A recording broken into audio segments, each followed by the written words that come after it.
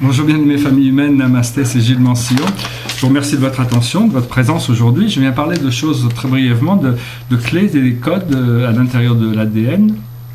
Donc bien sûr, qu'est-ce qu'une clé? Une clé, c'est quelque chose qui ouvre une porte. Qu'est-ce qu'un code? C'est quelque chose qui nous donne accès à un programme ou qui nous permet de déchiffrer quelque chose.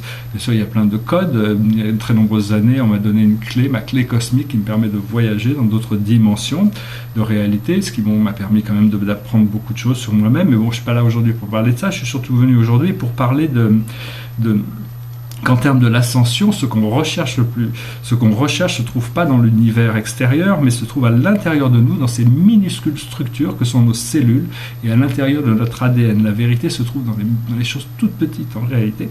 Et à l'intérieur de nous-mêmes, on est fait de 50 000 milliards de cellules, notre corps physique, et à l'intérieur de chaque cellule, il y a une structure d'ADN. Et donc cet ADN est quelque chose d'absolument merveilleux, et c'est à la fois minuscule et monumental, parce que ça dépend de la dimension dans laquelle on peut le regarder, hein. Et donc bien sûr toutes ces vérités vont se révéler à nous naturellement quand c'est le moment de les révéler. Mais Joshua avait dit quand même, cherchez et vous trouverez, frappez, la porte s'ouvrira, et demandez et vous recevrez. Donc il faut quand même développer une certaine curiosité, et au plus on s'implique dans ce procédé de découverte, au plus on avance vite dans ces recherches aussi.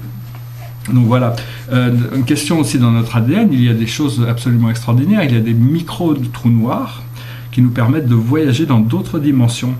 Et donc c'est une question de pouvoir y accéder afin de pouvoir retrouver de réouvrir ces mémoires, ces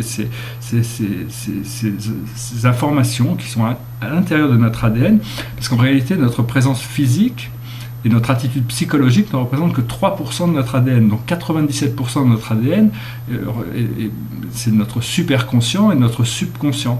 Donc toutes ces choses sont quelque peu au-delà de notre présence consciente dans le temps linéaire, mais il est important aussi parce qu'on a aussi à l'intérieur de notre ADN l'accès à toute la librairie akashique, c'est-à-dire là où tout a été écrit. L'existence de l'âme éternelle, toutes ces choses sont là, et toutes nos vies passées, toutes nos vies futures même. Et donc c'est très important de travailler avec ça et de réactiver les codes de la source en nous. C'est-à-dire, pour activer ces codes de la source, les codes de la source, c'est quelque chose qui naturellement, dans tous les êtres biologiques, le possède. C'est-à-dire, c'est les codes qui poussent l'évolution. C'est-à-dire, tous les êtres sont obligés d'évoluer. C'est quelque chose qui est à l'intérieur, on ne peut pas les enlever, même ceux qui sont complètement séparés de la source doivent quand même avoir ces codes à l'intérieur, sinon ils ne pourraient plus exister. Et donc l'idée c'est de réintégrer notre structure cristalline pour cristalliser nos cellules, pour qu'elles vibrent à une vitesse plus importante, pour qu'elles puissent s'harmoniser avec notre corps de lumière, arriver à ce que notre conscience arrive à harmoniser, notre corps physique aussi s'harmonise avec cette neutralité de la source qui nous permet de s'expandre. Et donc les clés et les codes pour arriver à ça, c'est tout simplement de dire je suis l'amour, je suis la personnification de l'amour, je suis réceptif à recevoir la sagesse de l'âme, c'était des mantras dans cet ordre, je suis la lucidité, la compassion, la sagesse, c'est où je suis, où j'aime. Il faut commencer par les mantras ou par je suis, où j'aime, et au plus vous ressentez profondément ces mantras, vous pouvez ralentir, je parle un peu vite, mais vous pouvez le faire doucement, quoi. La vie, plus on ralentit, ou plus on va vite, hein. Et donc c'est vraiment arriver à réintégrer ça en reconnectant avec cette présence de l'amour qui nous permet de réactiver ces codes. Et donc au plus on applique, quand on le fait avec intention, on peut réouvrir certaines parties de notre ADN. Alors il faut savoir que l'ADN, il a deux côtés. Un côté c'est nous, notre être personnel, l'autre côté c'est le créateur, c'est la source. Et entre les deux, il y a toutes sortes d'expériences qui viennent qui connectent les deux, qui donnent l'expérience, parce que Dieu existe dans cette dimension grâce à nous aussi. Donc voilà, et donc le petit exercice que vous pouvez faire, qui est très simple, c'est d'arriver à faire le vide en vous, faire une petite méditation.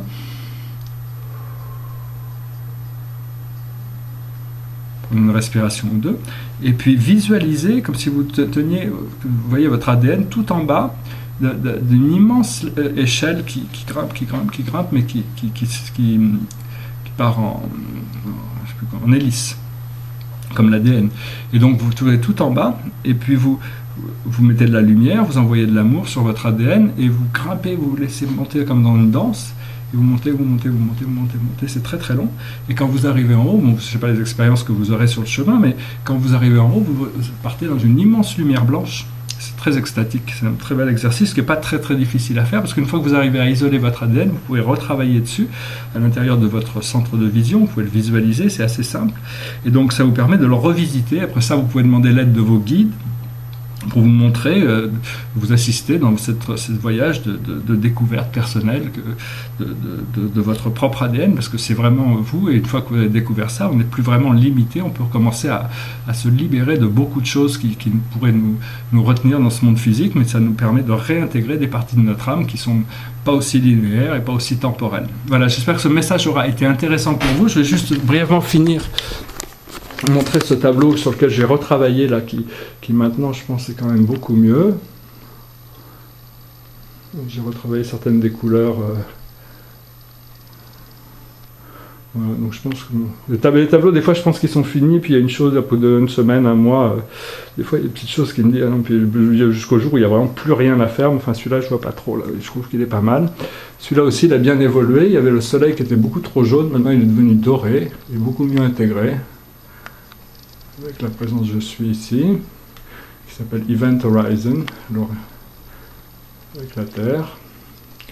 Et puis un petit autoportrait, j'avais fait, je crois que c'était en 2003-2004, c'est quand j'avance que je me rase la tête. Enfin mes cheveux vont repousser, hein. Il est pas mal je trouve, et puis il y a l'âme incarnée au-dessus, c'est au niveau de la couronne. Il est en vert là. Voilà, je voulais juste partager ces quelques tableaux en même temps, et puis j'espère que vous passez une excellente journée. Je vous remercie de vos partages, de votre attention. J'espère que vous passez, que ce mois de janvier se passe bien pour vous, et que tout va continuer à s'accélérer au fur et à mesure que le temps passe, et que la joie et que le bonheur vont commencer à s'intensifier de plus en plus chaque jour, où on peut partager toute notre vie avec cette joie, cet enthousiasme de retrouver cette connexion avec notre moi éternel. Je vous dis à bientôt. Namasté.